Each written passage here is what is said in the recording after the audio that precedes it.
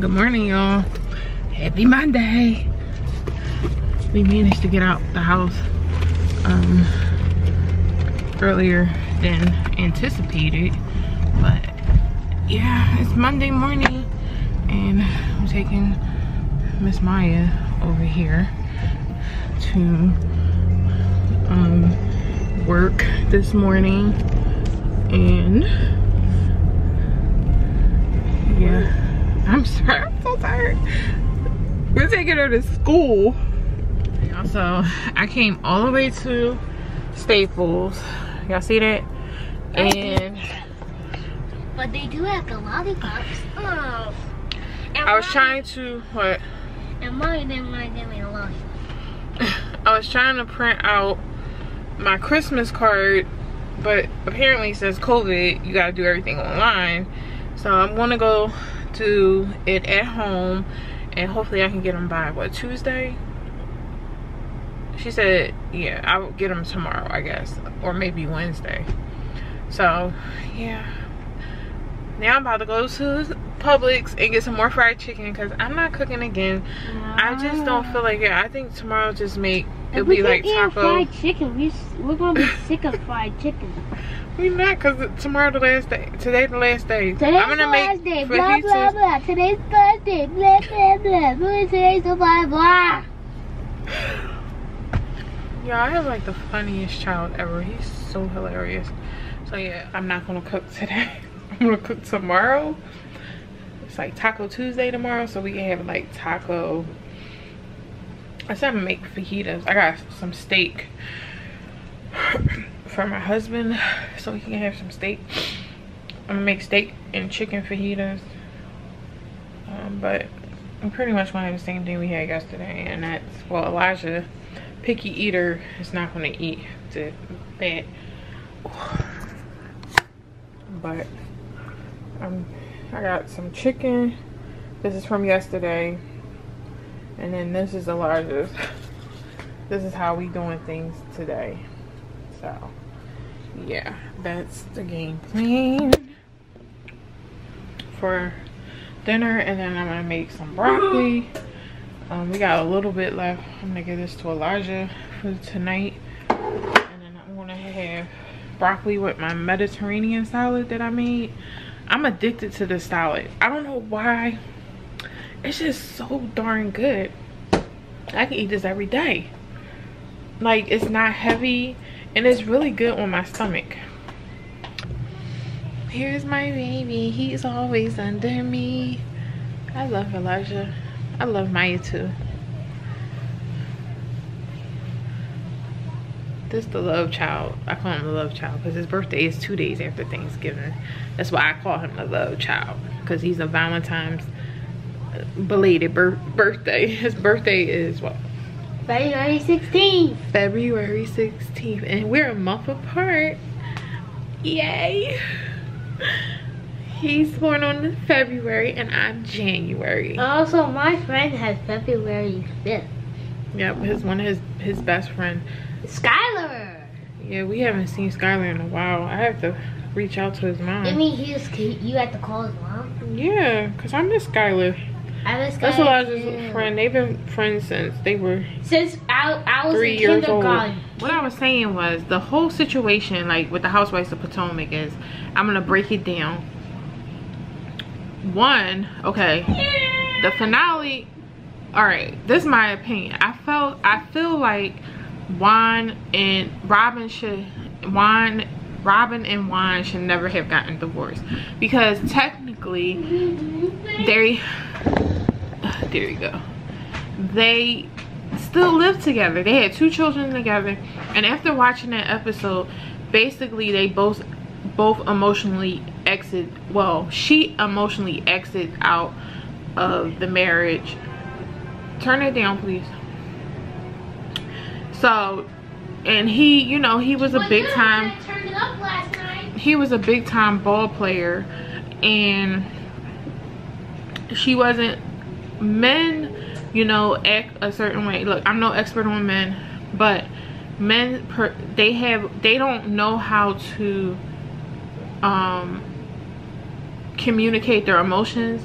So sometimes, you know, women miss that, because remember, men are men and women are women. We are differently, you know, we're different with our emotions. So I felt like they should have never got divorced. They should have just continued to work on their problems, go to counseling or whatever, and figure it out. Now they're getting remarried, and you know, I'm not saying they didn't evolve, because everyone evolves when they in time. But they gonna still have something. I'm not saying he gonna cheat again or anything, but they should have just never got divorced, period. All right, moving on to the Candace and Karen situation. I mean, Candace, Karen, and Monique. Okay, I feel like Karen, I love Karen, hands down. She's funny. She's the grande dame. But I do love Karen. She's one of my favorites. When she said Wendy slithered, that was the funniest part.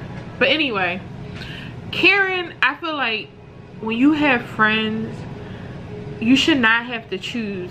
If you're friends with both of the people, the parties that were involved in the altercation, I don't feel like she has her own mind, and if she wants to be friends with both of them, they should respect it. And they should not, you know, yes, Karen should have been a little more like, because for me, like, as a friend, I'm gonna tell my friend if they wrong, you know, or how I feel that was wrong, without outsiders. Like, I don't need people on the outside telling me how to communicate with my friend.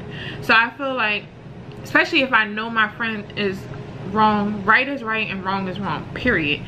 Karen should have said something. She may have, we don't know, because it was off camera maybe. But for the other gals, they should not put Karen in that situation. If she said she wanted to be neutral and she didn't want to be involved, she still wanted to be friends to both of them, then it shouldn't be, well, Candace is like, well, she hit me, she did this, she did that, she's this and that.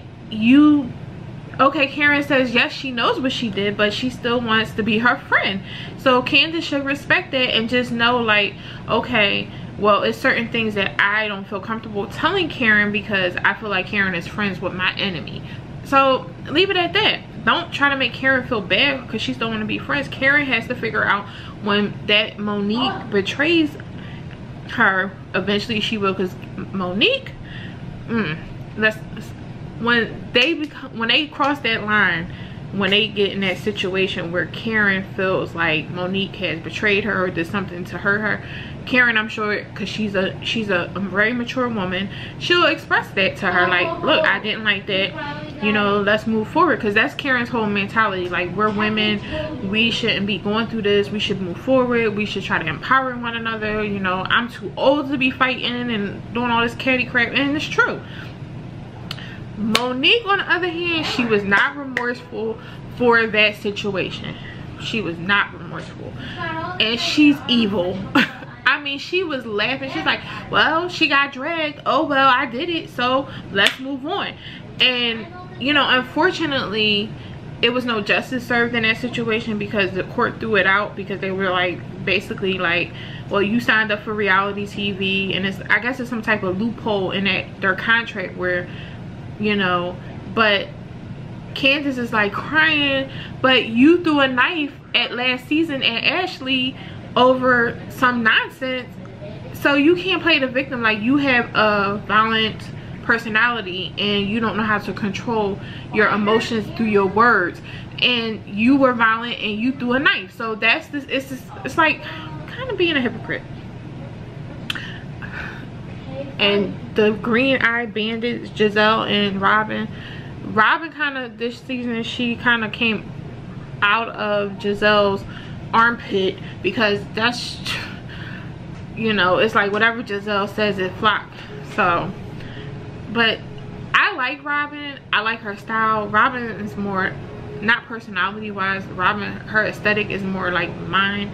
But Giselle, oh, that whole Jamal Bryant situation, y'all, that is so fake. And them girls, her daughters, they was not, and she's a liar, because if you left their father, she was married to their father, so she was married to them and they don't even barely know their father. how can you can't, and they're like, they're not little babies, they're like what, 14, 15, they're like teenagers. You can't force a relationship. You can't make the relationship with them, like with their father.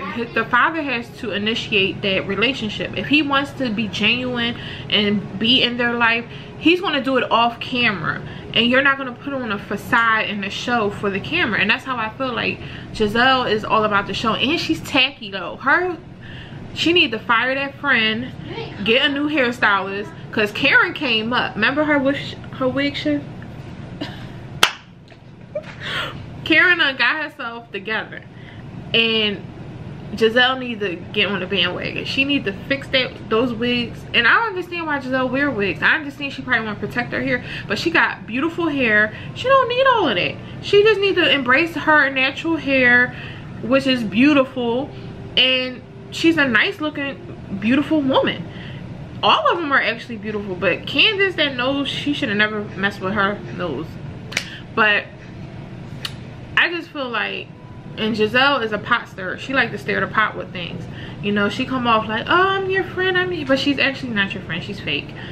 And like I said, that relationship is fake, because if you are in love and you care about somebody, when she took him to the airport and she gave him, they didn't even kiss.